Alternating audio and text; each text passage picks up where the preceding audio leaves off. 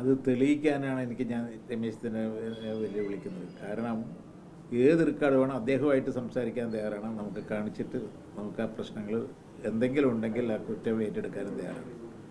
നമ്മുടെ ജീവിതത്തിൽ വേറൊന്നുണ്ടെങ്കിലും അഴിമതിയെക്കുറിച്ചിട്ട് ഒരു ചളി പുഴയാൻ നമ്മൾ സമ്മതിച്ചില്ല. നമ്മളിനി പ്രായമായ കാലത്ത് ഇനി അതിൻ്റെ ആവശ്യമില്ല നമുക്ക്. അത് എനിക്ക് പറയാനുള്ളൂ.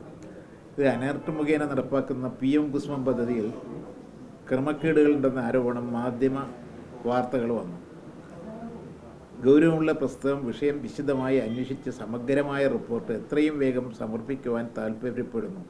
കൂടാതെ വിവിധ പ്രവൃത്തികളിലെ ടെൻഡറുകളിലെ അഴിമതി എന്ന വാർത്തകളെക്കുറിച്ച് മുമ്പ് നിർദ്ദേശിച്ചിട്ടുള്ള പ്രകാരമുള്ള അന്വേഷണ റിപ്പോർട്ടുകൾ ഉടൻ തന്നെ സമർപ്പിക്കാൻ വേണ്ടി ഊർജ്ജ വകുപ്പിൻ്റെ അഡീഷണൽ ചീഫ് സെക്രട്ടറിയെ ചുമതലപ്പെടുത്തിയിട്ടുണ്ട്. അതിന് ഞാൻ കത്ത് കൊടുത്തു കഴിഞ്ഞു. 15-ാം തീയതി അദ്ദേഹം ഡൽഹിയിലാണ്. 15-ാം തീയതി അദ്ദേഹം വന്ന ശേഷം ചർച്ച ചെയ്ത് എന്ത് നടപടി, ഇതൊരു ജനാധിപത്യമാണല്ലോ, ചില നടപടിക്രമങ്ങളുണ്ടല്ലോ, എന്തെങ്കിലും കുറ്റമുണ്ടെങ്കിൽ അപ്പോൾ അതിനുള്ള ശക്തമായ നടപടി ഉണ്ടാകും. ഒരാളെയും സംരക്ഷിക്കുന്ന ഒരു പ്രവൃത്തി ഉണ്ടാവില്ല.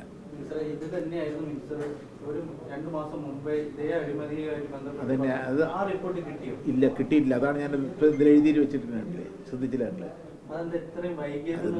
അത് അഡീഷണൽ സെക്രട്ടറി മാറി,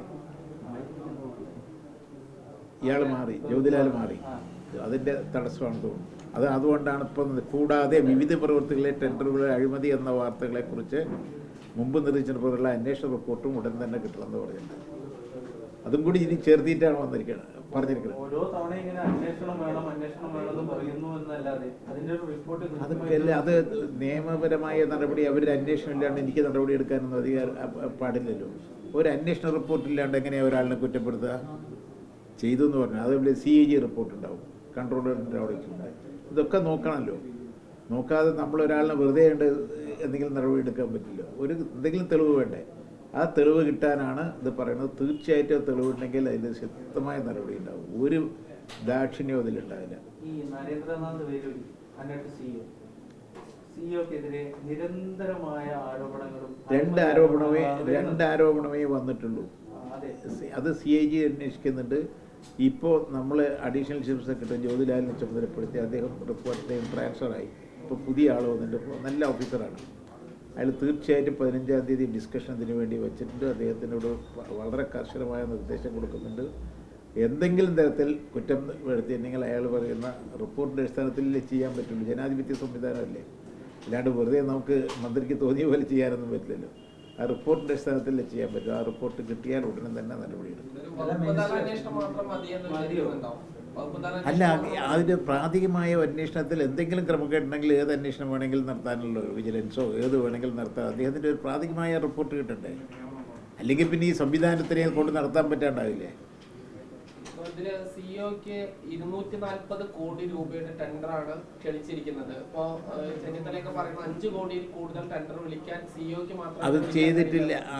അയാളുടെ വാദം പറയുന്നത് അദ്ദേഹം ചെയ്തിട്ടില്ല എന്ന് പറയുന്നുണ്ട്. ടെൻഡർ എങ്ങനെ വിളിച്ചിട്ടില്ല എന്നാണ് പറയുന്നത്. അതെല്ലാം കൂടി അന്വേഷിക്കട്ടെ, എല്ലാം വസ്തുത അന്വേഷിക്കട്ടെ. ഈ IFS ഉദ്യോഗസ്ഥനായ നരേന്ദ്രനാഥ് വേലൂരി അദ്ദേഹത്തെ നിയമിച്ചതിൽ പോലും ദുരൂഹതയുണ്ടെന്നാണ് ആരോപിക്കുന്നത്. വേറെ IAS കിട്ടാത്തത് കൊണ്ടാണ്. അതെന്താ പറയുക, അഴിമതി കമ്മിയാക്കാനും വേണ്ടിയിട്ടാണ്. ഫോറസ്റ്റുമായിട്ടുള്ളതൊക്കെ ഉണ്ടല്ലോ എന്ന് പറയുന്നു എന്നല്ലാണ്ട് തെളിവ് കൊടുക്കണ്ടേ? തെളിവ് കൊടുക്കാൻ നിൽക്കണ്ടേ?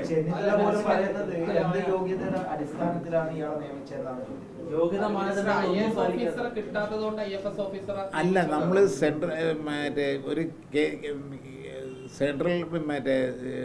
കേന്ദ്ര എന്താണ് പറയുക, ISO IFS അല്ലെങ്കിൽ അങ്ങനെയുള്ള ഒരാളെ കിട്ടണം പറഞ്ഞ് എന്നാലേ പ്രവൃത്തി കൊണ്ട് നടക്കാനും അഴിമതി ഇല്ലാതെയാക്കാനും സാധിക്കുള്ളൂ. അതുകൊണ്ടാണ് അത് ചെയ്തത്. സർവീസിലുള്ള ആള് തന്നെ കിട്ടണ്ടേ?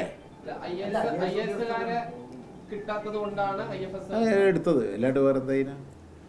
ഒരുപാട് വകുപ്പുകളിൽ അങ്ങനെ ചേർത്തിട്ടുണ്ടല്ലോ.